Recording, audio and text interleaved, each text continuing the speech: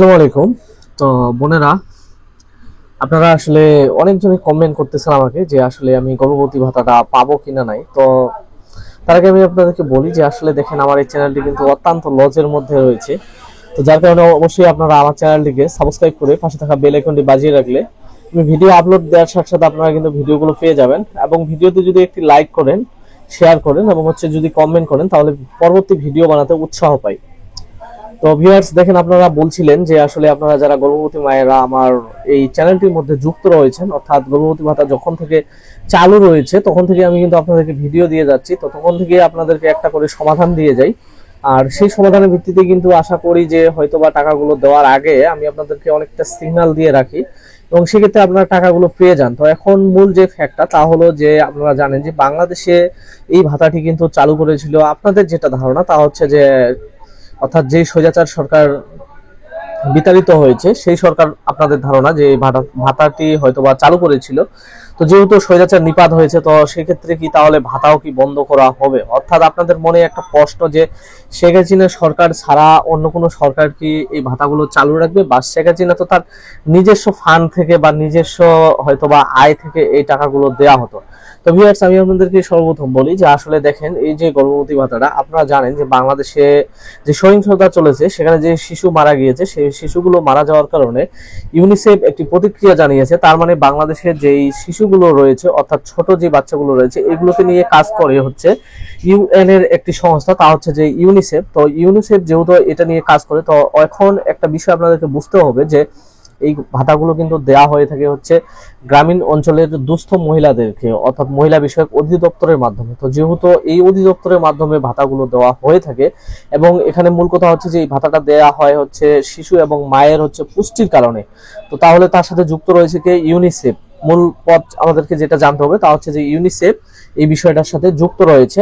আর যেটা হচ্ছে মূল বিষয়, যে মহিলা বিষয়ক অধিদপ্তর থেকে বাংলাদেশ সরকার কিন্তু একটি ফান্ড তৈরি করেছিল, বা হচ্ছে একটি নির্দিষ্ট একটি, মনে করেন যে হয়তো মন্ত্রণালয় ধরেন যে মা ও শিশু সহায়তা কর্মসূচি একটি ফান্ড। তো শিশু মহিলা বিষয়ের মা ও শিশু সহায়তা ফান্ডে আমরা যদি যাই, তো এখানে গেলে আমরা দেখবো যে নোটিশ বোর্ডের মধ্যে যে এখানে কিন্তু কোনো প্রকার হচ্ছে আপনার এখন পর্যন্ত কোনো নোটিশ দেওয়া হয়নি যে আপনাদের যে গর্ভবতী ভাতাগুলো রয়েছে এগুলো কিন্তু বাতিল করা হয়েছে। এখানে আমাদের নতুন যে হচ্ছে মাননীয় প্রধান উপদেষ্টা, ওনার ছবি দেখতে পাচ্ছি।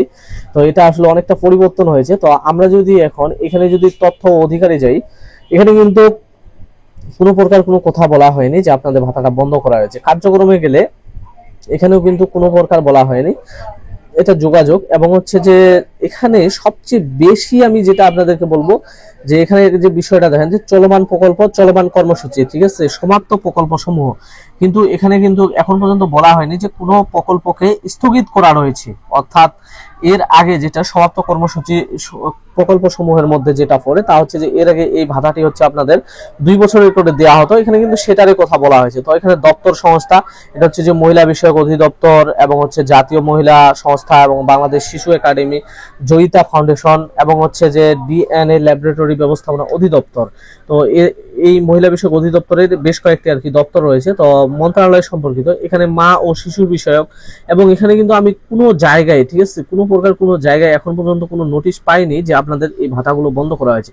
আসলে মূল কথা হচ্ছে যে এখানে একটা কুচক্র আপনাদের সাথে কাজ করতেছে, যে আপনাদেরকে বোঝাচ্ছে যে আসলে 15 বছরে তারা যেই সমস্যাগুলো তৈরি করেছে এটা 16 দিনে মানে ঠিক করতে বলতেছে, যে একটা রোবোটিক সিস্টেমের মাধ্যমে ঠিক করতে বলতেছে।